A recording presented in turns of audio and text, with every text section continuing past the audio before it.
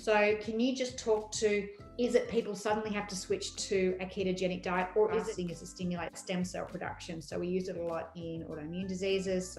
Hi everybody, welcome back to the Kidney Coach YouTube channel. I'm joined again today by an amazing Emily Cahill.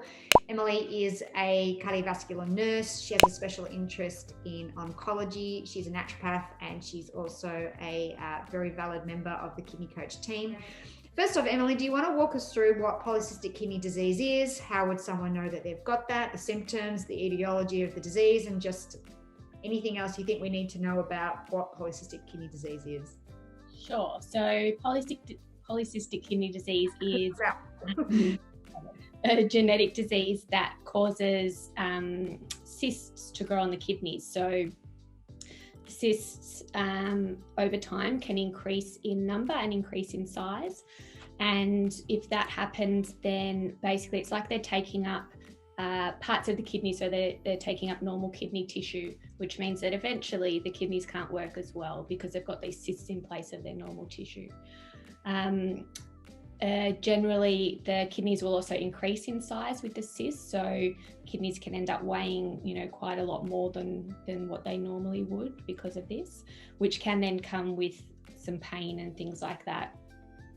Generally, there's two different types of polycystic kidney disease. One is that mostly children are diagnosed with, or it can even be picked up prior to birth. But the more common one is autosomal dominant polycystic kidney disease, which generally doesn't get picked up till someone's sort of in their 30s or 40s. Symptom-wise can be pain, so pain particularly in the back or your sides, just sort of where your kidneys are. High blood pressure is a really, really common one. So particularly when younger people have developed high blood pressure, that's usually a bit of a red flag that kidneys are something that should be looked at. And then, other, symptoms of kidney disease, so blood in urine, having frothy urine, so protein, and also having a bigger tummy as well. And that's part of how big the kidneys can get. So here's something that I know a lot of our kidney people ask. Obviously, a ketogenic diet, which is a big craze, is quite high. It's very high fat and is probably quite different from what we would be telling our kidney community to eat, being that we want alkaline and high plant-based fruit and vegetables and things like that, which is very hard to get into ketosis doing plant-based diet. So can you just talk to, is it people suddenly have to switch to a ketogenic diet, or is it enough with the fasting and the time fasting that was producing enough ketones that was generating an effect? Yeah. So yes, it was enough with the time restricted fasting. So that, I wouldn't recommend that people with kidney disease going on a ketogenic diet for all of the reasons that you mentioned.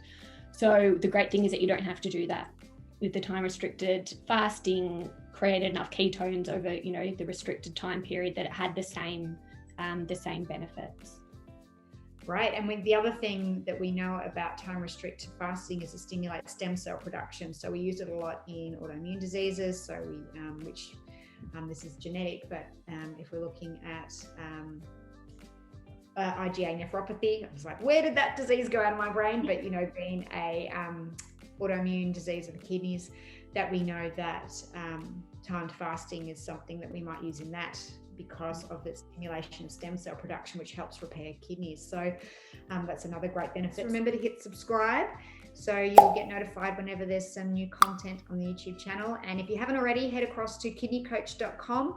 There's an article there that Emily's written on polycystic kidney disease. So take care, everybody. And again, thanks for listening. And we'll see you next time. Thanks again, Emily. Appreciate it.